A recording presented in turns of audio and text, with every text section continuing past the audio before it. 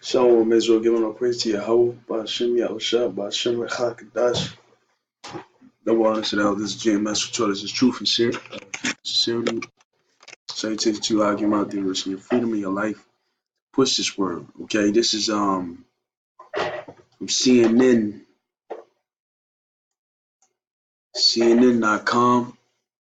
This is why blackface is offensive, and as you can see on the television, Don Lemon,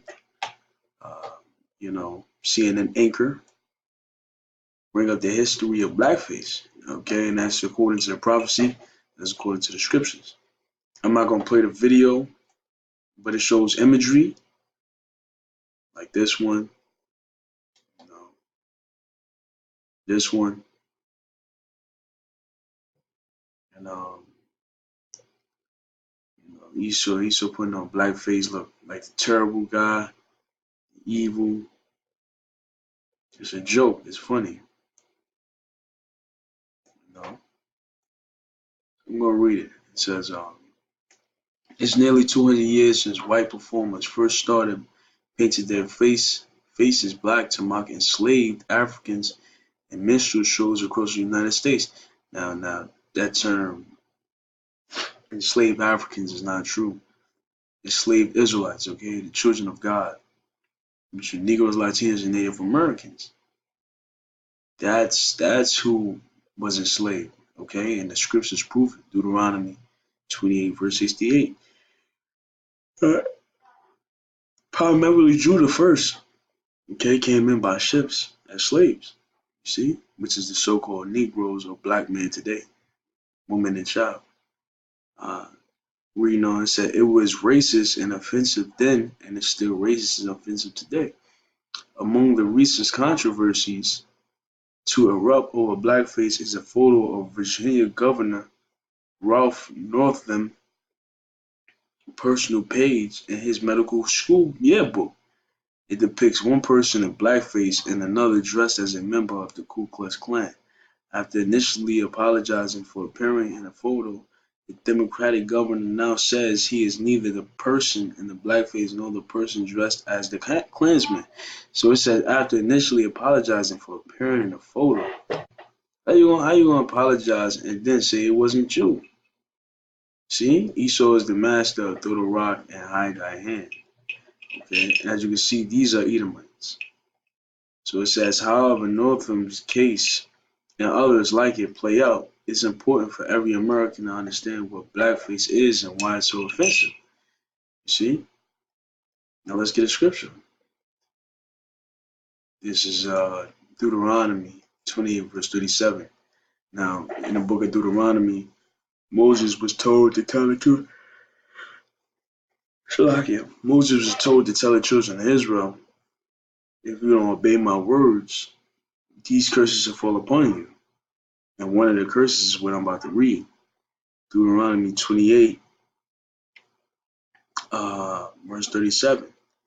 And thou shalt become an astonishment, a proverb, and a byword. Proverb is a saying, wise saying. Like, um, black men are always late. Uh, uh, like, niggas ain't shit. Quote, talking about the so-called black men are worthless. Um, and a whole bunch of other things. Byword is coon, jigaboo, nigga, uh, muliano, okay, and all other spick, wetback. That's a byword, okay? That's a derogatory word to demean you. And the astonishment means to amaze somebody, meaning you in such low condition, it surprises people. Like it's like a wild scene, you know? Let's look. Great surprise, right? Because it's like you supposed to be these great people, but look at your condition. Astonishment. Byword. Let's look at this up.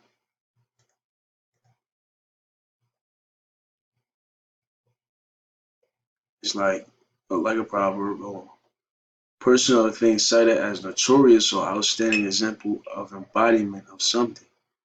Right, notorious means to be negative. So a byword is like I said, evil. That's a byword. And association with so-called Negroes. Black is evil. Okay? That's what it means to be notorious, meaning to be known negatively of something. Like every rapper nowadays is a shooter or a gunman. He's a gangster. That's when you hear the word gangster, first thing you so-called think of is Negroes, the next Latinos and Native Americans. You see, so I read it again. Deuteronomy 28 verse 37. And thou shalt become an astonishment, a proverb and a byword among all nations, whether the Lord shall leave thee. Thou shalt right. So it said among all nations, whether the Lord shall leave thee. And this is one of the nations. And this is a proverb and a byword. This is a byword, blackface, to mock us. You see? It says the racist origin of blackface. I'm not gonna read all of it. It says American actors and comedy partners Charles Carwell and Freeman Gosden leaned against each other in blackface makeup in a 1949 promotional portrait. Blackface isn't just about painting one's skin darker or putting on a costume. It invokes a racist and painful history. It says the origins of blackface date back into the minstrel shows of mid 1900 white performers, which are Edomites, Esau. Uh, White performers darkened their skin with polish and cork, put on tattered clothing, and exaggerated their features to look stereotypically black. The first minstrel shows mimicked enslaved Africans on southern plantations, depicting black people as lazy, ignorant, cowardly, and hypersexual, according to Smithsonian National Museum of African American History and Culture, and they still feel like that to today. Don't be deceived.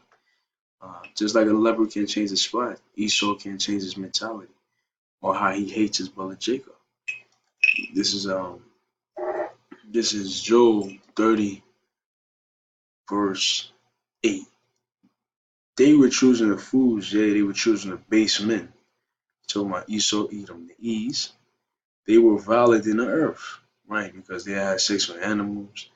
They be picking the lice off each other's hair to eat it like animals. They wear clothes on their body till it decayed and fell off of them.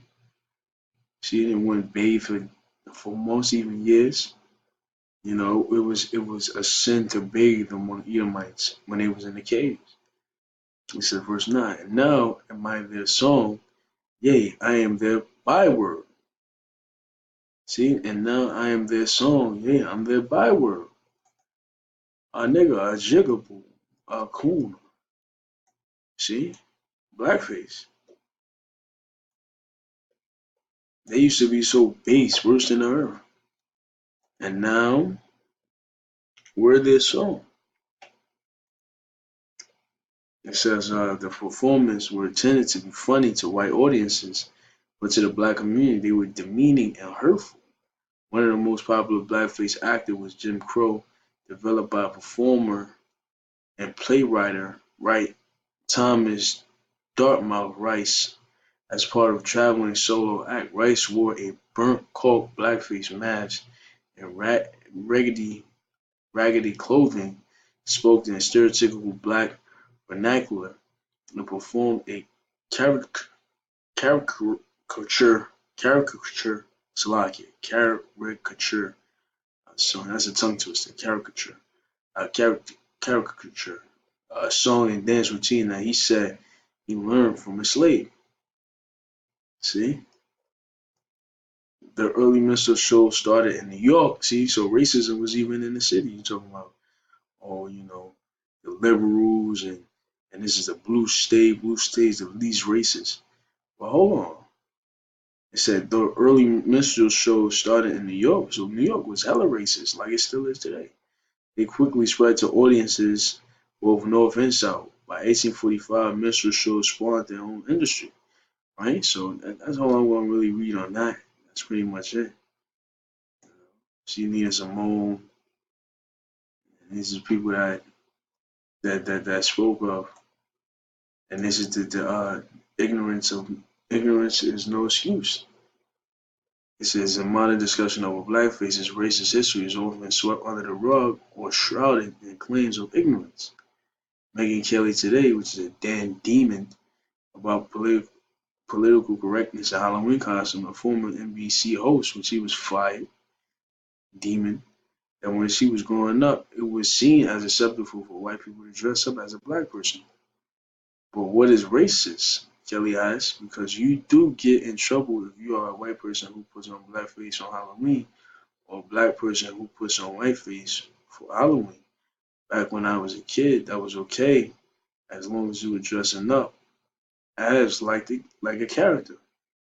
Yeah, super baggy pants, Tim's on, big ass fitted cap, big chains, grills, and you spoken away like, hey yeah, my nigga. That's what they was doing. She said her comments sparked widespread anger. She apologized, but her show was ultimately canceled. You see, because they don't show no empathy. Uh, Jeremiah 29 verse 18, I will persecute them with the sword, with the famine, and with pestilence, and will deliver them to be removed to all kingdoms of the earth, to be a curse and an astonishment, and a hissing and a reproach among all the nations whether I have driven them. That's what the Lord says he's going to do to Israel, and that's what's happening to us today. Allah Yahweh Shem Shah. Till next time. Shalom.